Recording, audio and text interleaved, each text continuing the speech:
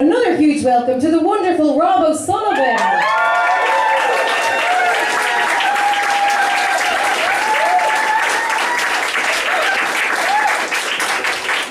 Hi guys, I'm Rob, and I'm here to talk to you tonight about my work with fighting aliens. Don't worry, it's not the probing kind. That's not work, I'm just there for fun at the weekends. No, the kind of alien I'm talking about is a species that gets into Ireland and doesn't actually belong here. And I know you think I sound like Nigel Farage right now, but don't worry. I'm a scientist with peer-reviewed evidence backing me up. He's a racist with the Daily Mail backing him up. Not the same thing. So often when I tell people that I work with aliens, they're like, oh, you mean like Men in Black? Yes, actually, it's exactly like Men in Black. You have to give up any semblance of personal life to work on them. Only a few secretive weirdos are ever going to actually see my work. And if I tell anybody else about it, they typically glaze over and forget all about it right away. So, when aliens come into the country, sometimes they actually won't have that big of an impact. And you don't really need to worry about it. Things like rabbits. Rabbits aren't native to Ireland. But sometimes they will have an impact. And when that happens, we call them invasive. And these are the guys I'm interested in. So, why should we care about invasive species? Well, globally they're the second greatest threat to biodiversity, second only to habitat loss and the Healy rays. The second reason you should care about them is because of the economic cost. So it's about 202 million euros a year that we spend in Ireland tackling them. It's 120 billion a year in the United States. Now it's a hard number to get your head around, but for a reference point, that's about how much Leo Varadkar claims he's going to tackle, he's going to save us every week by tackling welfare fraud. And if you're wondering, welfare fraud is just how Tories pronounce poor people. Okay, so I got into zoology because I was interested in becoming the next Steve Irwin. I wanted to be wrestling alligators and chasing snakes and dodging them as they strike at me or whatever. Which is why I'm super depressed about the fact that I ended up studying clams. So clams are basically sad little pebbles with a bit of meat in them. They don't run away, they don't fight back, and they definitely don't try to kill you. That's not to say I haven't almost killed myself studying them, but that's a story for another day. Let's just say you were this close to reading the headline, "Man Killed by Life Jacket." I almost added a whole new verse to that Alanis Morissette song. The only interesting thing I can tell you about these clams is how they reproduce. So they can reproduce 3 different ways. Number 1, they can have sex with another clam, which is how you all do it. They can have sex with themselves, which is how I do it.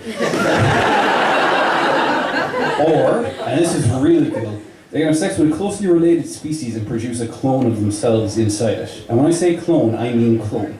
This would be like me sleeping with a chimpanzee, and instead of it having a weird half-human, half-monkey hybrid baby, it would give birth to a carbon copy of me. Cool, right?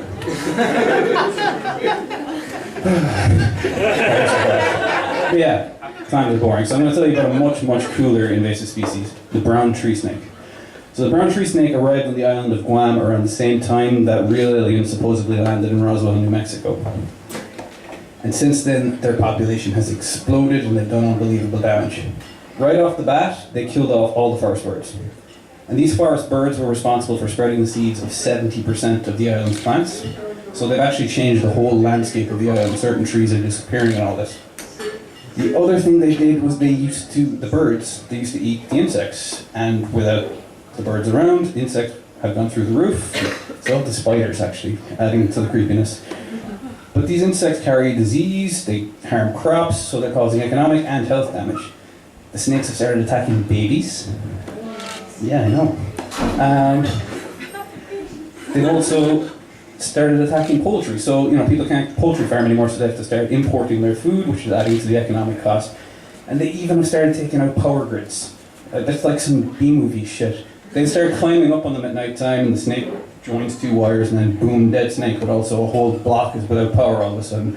And the problem is so bad they've gotten to the stage where they just shut off the power in some parts of the island at night. They've gone to astronomical lengths to try and kill off these snakes, but nothing works. They've even airdropped poisoned mice from helicopters into the trees. I'm not joking, they've actually done this. And it's not working. But it's like 3,000 snakes per square mile, so you could airdrop Samuel L. Jackson and fucking St. Patrick onto the island, and they're not going to do jack shit to those neighbors. Right? Quick little fucking gripe about St. Patrick, right?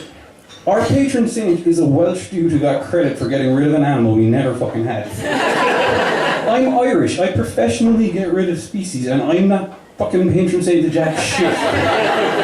I'd apply for the job in Wales, but St. David got it for making a hill. Apparently they didn't have those there before St. David arrived. But anyway, the cool thing about invasive species is you can all, well, most of you can, help with this problem. A lot of you have one of the worst, most deadly invasive species on the planet in your homes.